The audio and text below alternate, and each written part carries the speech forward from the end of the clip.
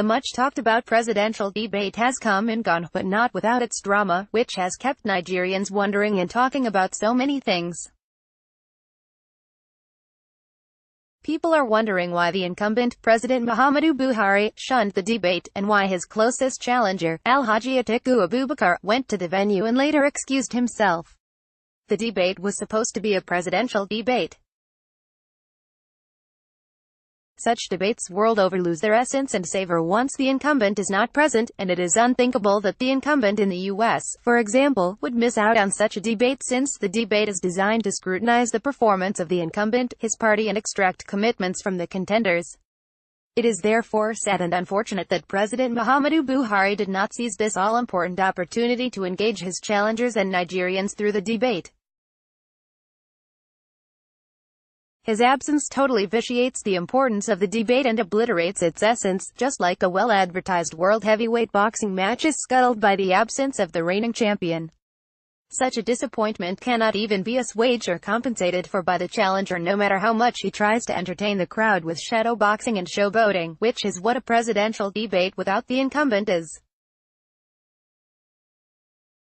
In fact, in developed democracies, presidential debates are usually organized for only the top contenders, and in the case of the U.S., between just two, the Democrats and the Republicans. While there are usually dozens of other political parties fielding candidates for the presidential elections in the United States, only candidates of the two major contending parties feature in presidential debates after the parties' primaries. Although candidates of the other parties have always been in the contest, their chances of victory are very slim and insignificant, to the extent that the debate features only the top two contenders. If it was in the U.S., the presidential debate would have been strictly between President Muhammadu Buhari and his closest challenger, Alhaji Atiku Abubakar. The verdict, based on what happened on Saturday, would have been that the debate would not hold since Atiku turned up but Buhari was nowhere to be found. Atiku was right in excusing himself from that presidential debate because of Buhari's absence. Debates are not just addresses or rallies. They are ultimately a stage where opposing arguments are put forward by the debaters. In fact, another dictionary described it as to argue about a subject, especially in a formal manner. One of the synonyms for debate is to dispute on an issue. At this stage of our national life, we can no longer be taking certain things for granted. If it was a debate on critical national matters, who would Atiku be debating or disputing with on this matter? Does Kingsley Moghalu know why our soldiers are being killed on a regular basis by a ragtag Boko Haram despite trillions of naira budgeted and spent on the military in Buhari's almost 4 years tenure? Can Obi Ezekwesili provide answers to why the Buhari presidency keeps making excuses for those who murder our fathers, rape our mothers, wickedly rip out the unborn from their wombs, maim our children, sacking communities and forcefully taking over other people's lands without any repercussion or even as much as a challenge from our security forces under Buhari as commander-in-chief? Could Fela Duratoy have been able to provide answers to why Nigeria became the poverty capital of the world under the Buhari administration with all its known inefficiencies, gross incompetence and blatant ineptitude?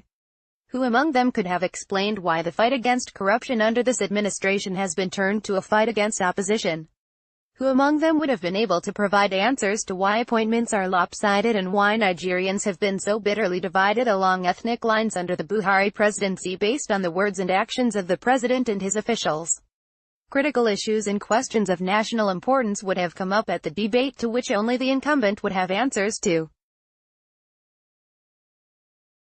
But what is the essence of a debate of presidential candidates when the one to give answers to those issues plaguing us as a nation is not there to either defend himself and his administration or give explanations as to why certain things happen under him, which have left Nigerians bewildered?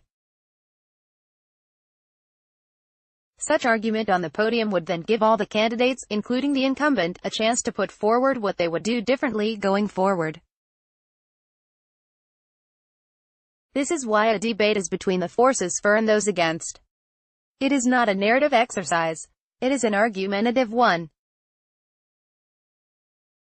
When one critical party to the salient points to be raised at the debate deliberately makes himself unavailable, it rubbishes the very essence of the debate. This is the reason the other contenders should have also insisted that they would not participate in the debate if Buhari was not going to be there. What was the essence of all they said about the precarious situation of the country when the man at the helm of affairs was not there? Who were they disputing with? Or rather, who were they debating with?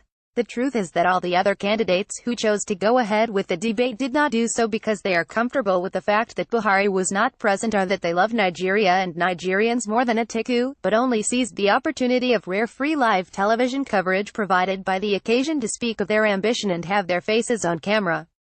That is the hallmark of desperate politicians who would compromise standards and rightness just to further their own personal interests, which they masquerade as national interest. But Atiku is not a desperate leader. His ambition is obviously about Nigeria and not about his person. He shows this by insisting that the right things have to be done by all irrespective of status. He has willingly engaged Nigerians at different forums where he was subjected to grueling questions agitating the minds of the people. He was fully prepared for the debate despite his long trip and the hectic schedules arising from it. Buhari's absence is surely not unconnected to the mindset of his presidency, as stated by one of his acolytes, Professor Itse Sagai, that the presidential debate was designed for political dwarfs. Those who participated in the presidential debate that didn't have Buhari have only succeeded in cutting their